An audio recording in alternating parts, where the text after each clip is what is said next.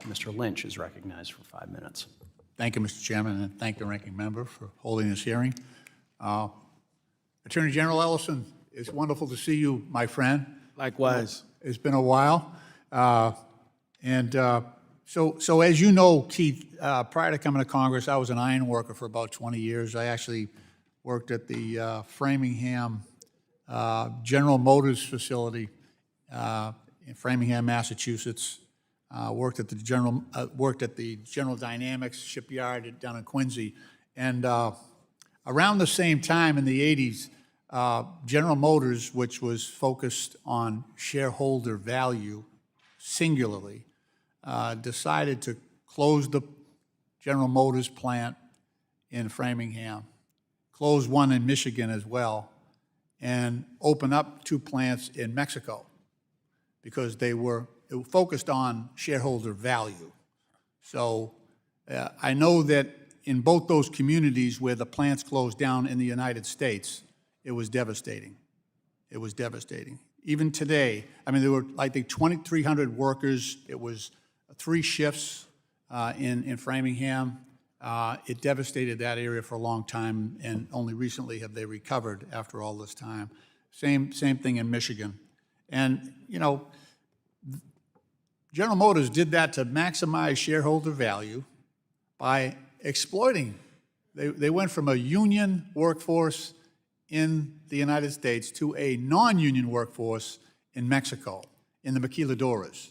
They also had at that time, almost no environmental laws in Mexico that would prevent them from basically, you know, exploiting the land there.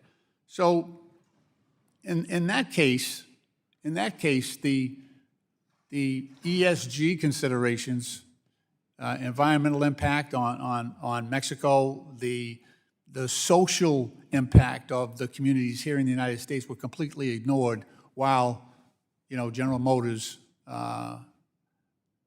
relocated those plants and those jobs to Mexico.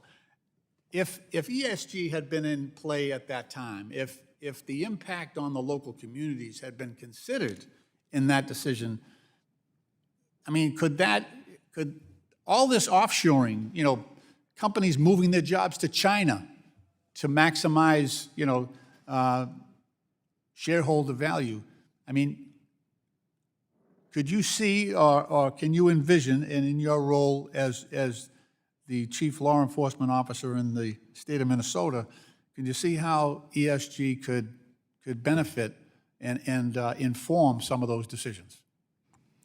I think it's, thank you, Congressman. It's great to see you too and everyone. I think it's important to point out that ESG, as we apply it in the Minnesota SBI, is not a mandate. It's not like you must only do ESG and can't do anything else. It is what we ask our portfolio manager to consider, and I think it would only be of benefit to consider the impact on workers and communities. Moving a plant to a foreign country will impact supply chains. If something happens there, you have less control over it. You may have less quality assurance, not for certain, but it's certainly something to consider. I mean, you may have child labor. I mean, maybe it is cheaper and it can drive up your bottom line to use a 13-year-old to clean a kill floor in a meatpacking plant. But maybe that is so outside of our value system that it's something that we won't do, even if it will make somebody a few more bucks, right? So, I mean, I think that these things are to be considered. They should be factored in. And the way we apply our ESG policy is that we have a robust, diverse conversation and want these values considered. So at least somebody can raise the issue that you raised. At least somebody can say, hey, what about this? That is what we do with our ESG policy. That's great. I know that President Biden has 2 reasons that he supported and signed the CHIPS Act. Number one, all this chip manufacturing had migrated from our country, mostly to Taiwan, but other countries as well. So there was a national security issue.